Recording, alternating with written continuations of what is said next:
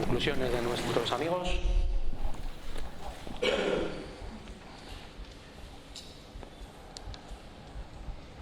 Y el Not Consulter.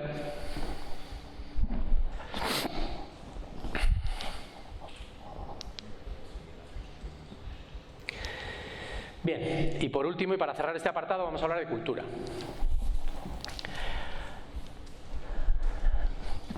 Cuando una organización quiere innovar, es bastante habitual que piense en herramientas. De hecho, te preguntan, oye, ¿habrá herramientas para innovar? Porque es que la verdad es que no, esto de la innovación es como complicado y tal. Y entonces cuando llegan las malas noticias. Las malas noticias son, las herramientas no sirven para nada. Yo siempre pongo el mismo ejemplo. Si alguien tiene cultura de hacer deporte, hace deporte. O sea, hace deporte. Aunque esté descalzo, corre por la selva y luego gana maratones, ¿no? Como el famoso Kenyatta, creo que era, ¿no? De hecho, corría descalzo y sigue entrenando descalzo. Tiene 40 y pico años, corre 25 kilómetros al día para estar en forma el tío y tal. Bueno, o sea, tú tienes cultura de hacer deporte, haces deporte. Si crees que vas a generar cultura de hacer deporte, apuntándote a los mejores gimnasios, comprándote las mejores zapatillas, teniendo los mejores manuales de hacer deporte, etcétera, probablemente fracases. ¿De acuerdo? Entonces, ¿qué ocurre? Las malas noticias son que si de verdad quieres generar una cultura de innovación, lo que tienes que trabajar es precisamente eso, la cultura. Y tienes que deconstruir montones de cosas, o trabajar en deconstruir, o intentar deconstruir varias de las cosas que hemos visto aquí y alguna otra. Para empezar, y sobre todo, las creencias. Porque la cultura se construye con el sistema humano. ¿De acuerdo? Si habéis trabajado en varias empresas, seguro que podríais clasificarlas en la capacidad y cultura que tienen para innovar, o en la perfecta incapacidad. Independientemente de las herramientas. ¿Las herramientas sirven? Sí, nosotros las tenemos, luego os enseñamos algunas. Pero las herramientas son una forma que te ayuda si tienes la cultura y la construyes. Solo con herramientas, ni en innovación, ni en nada, vas a ningún sitio, o a casi ningún sitio. Y lo que nos encontramos en muchas organizaciones es el concepto de despido emocional. Concepto de despido emocional que seguramente lo conozcáis. Está bien el dibujo, ¿verdad? Ese es bueno, es el que más me gusta de toda la presentación. El concepto de despido emocional son todas esas personas que su cuerpo físicamente acude al trabajo, pero emocionalmente están despedidas. Se han despedido. Siguen allí, hacen las tareas, hacen lo que les mandan, cobran el sueldo, obviamente, pero emocionalmente no están involucradas. Como dicen en Chile, no están ni ahí, o sea, les da igual, ¿de acuerdo? Y que millones y millones de personas odien su trabajo es algo que tendríamos que hacernoslo mirar. Tendríamos que hacernoslo mirar, porque nos guste o no, pasamos un porcentaje altísimo del tiempo trabajando, nos guste o no. Entonces, como personas y como sociedad, nos lo tendríamos que hacer mirar. Porque lo que ocurrió, sobre todo en la revolución industrial, es que se diseñó el management científico, ¿verdad? Y entonces personas que en su momento eran realmente inteligentes y que realmente aportaron mucho valor, como Taylor, Fayol, Weber y todos estos que se estudian bueno, sobre todo en empresariales y por ahí, separaron el trabajo en elementos, crearon departamentos, funciones, tareas, las midieron perfectamente, generaron la sistemática de procesos, pero el problema que ocurrió fue eso, la productividad aumentó, pero el trabajo se deshumanizó. Lo interesante de la cuestión es que en aquel momento era muy útil, o era razonablemente útil, habida cuenta de las circunstancias y habida cuenta de las creencias, porque había unos poquitos que pensaban, porque habían tenido la suerte de poder estudiar, y había muchísimos que no pensaban ni podían pensar, solo podían hacer, porque de hecho en muchos casos eran analfabetos, y por lo tanto los que pensaban les tenían que decir a los que no sabían ni pensaban lo que tenían que hacer. Aceptemos que está bien, más allá de que culturalmente ahora hay montones de cosas que se hacían en aquel momento que no aceptaríamos, ¿no? Trabajo infantil, etcétera.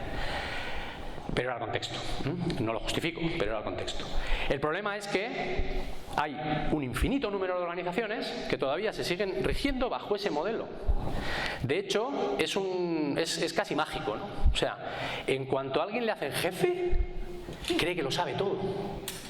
Es espectacular. Pero el problema no es él. El problema también son sus empleados. Que es que los empleados creen que el jefe lo sabe todo. Y entonces el sistema se alimenta a sí mismo, ¿no? No sé qué hacer, le pregunto al jefe. Y el jefe dice, ostras, me han hecho jefe, tengo que contestar. Contesta lo que sea, en muchos casos. Ah, pues haz no sé qué, ¿no? Resulta que el jefe, pues no sé, es director de atención al cliente y no ha atendido nunca a nadie en un call center, por ejemplo, ¿no? Pero resulta que es que le está diciendo a las personas que atienden el call center lo que tienen que hacer. Con lo cual, pues, no sé, a mí que me lo expliquen, porque Sentido, desde luego, creo que no tiene. Y ya yendo un paso más allá, este espectacular pensador Maturana, fijaros lo que dice. Dice que las relaciones de trabajo son acuerdos de producción en los que lo central es el producto y no los seres humanos que lo producen. Por eso las relaciones de trabajo no son relaciones sociales. Las relaciones de trabajo no son relaciones sociales. Esto es lo que justifica la negación de lo humano en las relaciones de trabajo. Fijaros cómo termina. Ser humano en una relación de trabajo es una impertinencia. Así de radical. Y este no es cualquiera, ¿eh? Maturana os puedo asegurar que no es cualquiera. Bueno, por lo tanto, ¿en qué nos encontramos? Nos encontramos con que hay organizaciones que no se han enterado que estamos en el siglo XXI, que el conocimiento es gratuito, que te puedes estudiar cualquier cosa de cualquier ámbito. No sé si habéis visto el último campeón del mundo de jabalina en los mundiales de atletismo. Aprendió la técnica viendo vídeos de YouTube, él solo. Esto es real, que me caiga aquí ahora mismo. Lo vi en la tele estando de viaje. No he profundizado en el asunto, pero los 3 lanzamientos que le vi, lanza la jabalina y él sale disparado y se cae de bruces, ¿no? Si siempre lo hace así, yo no sé cómo aguanta. Supongo que no será siempre así, pero es lo que vi y la verdad es que no he vuelto a verle. El caso es que este hombre aprendió jabalina viendo vídeos de YouTube. Pero todavía hay organizaciones que se creen que los trabajadores, que claro, de repente son licenciados, máster, tienen smartphone en el bolsillo, no saben nada. Estos no saben. Se les tengo que decir yo, que soy el jefe, lo que tienen que hacer estos. Y no les voy a preguntar, porque eso me hace débil además. Si les pregunto y demuestro que no sé creencias, se van a creer que soy débil. Por lo tanto, no vamos a decir que la jerarquía y las fronteras funcionales y los departamentos no tengan que existir, porque sí es cierto que cada uno aporta valor en un mecanismo de producción, vamos a llamarlo así, a una organización, pero está clarísimo, y eso es evidente, que hay que limitar al mínimo las jerarquías y las fronteras funcionales. De hecho, una de las partes de nuestra metodología de trabajo es lo que llamamos la triple estructura. Trabajar en 3 ámbitos de estructura. Por un lado, el funcional, departamental. Por otro lado, por proyectos, que por definición son horizontales, en los que hacemos trabajar a equipos interdisciplinares y les orientamos a la entrega de valor real. De hecho, usamos metodologías ágiles, que sería un tema interesante a trabajar o a hablar, no da tiempo. Y por procesos, que también por definición son horizontales. Y conseguir un equilibrio entre esas 3 dimensiones. Y de hecho, el modelo mental que queremos trasladar o con el que trabajamos es que cada trabajador es un emprendedor, porque cada trabajador tiene algo único que decir y algo único que aportar. Y si le hace sentir así, lo más probable es que se sienta a gusto y comprometido. Bueno, y para terminar este apartado, las conclusiones. Que de nuestros 2 amigos, que no hay manera, no se ponen de acuerdo. Este está empeñado en que todo esté ordenado y como debe ser.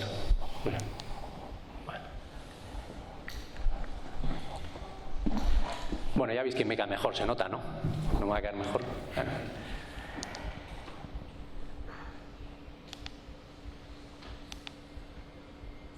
Bueno, ya para terminar esta parte, y ahora os hablará mi compañero Alfonso, vamos a cerrar con un par de frases de Schumpeter. Cuando la gente habla de innovación y se cree que la innovación nació con, no sé si con Apple o con quién y tal, resulta que hay un señor que se llama Schumpeter que hablaba del concepto, ahora lo veremos, destrucción creativa.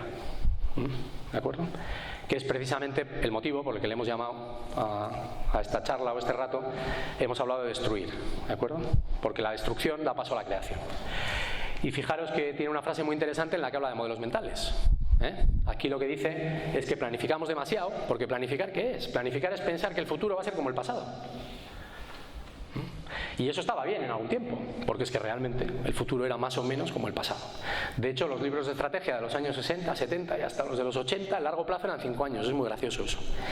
En los siguientes ya eran 3 años. Y en los actuales ni mencionar el tiempo, o sea, a largo plazo tranquilamente son 6 meses, pero larguísimo plazo, y lo es, de hecho. Bueno, y la frase que más viene a cuento del motivo del título es este concepto, ¿de acuerdo? Concepto de destrucción creativa y lo que él llamaba emprendedores innovadores, que de hecho es muy interesante que una los 2 términos, porque de hecho tienen una simbiosis enorme, un término y otro.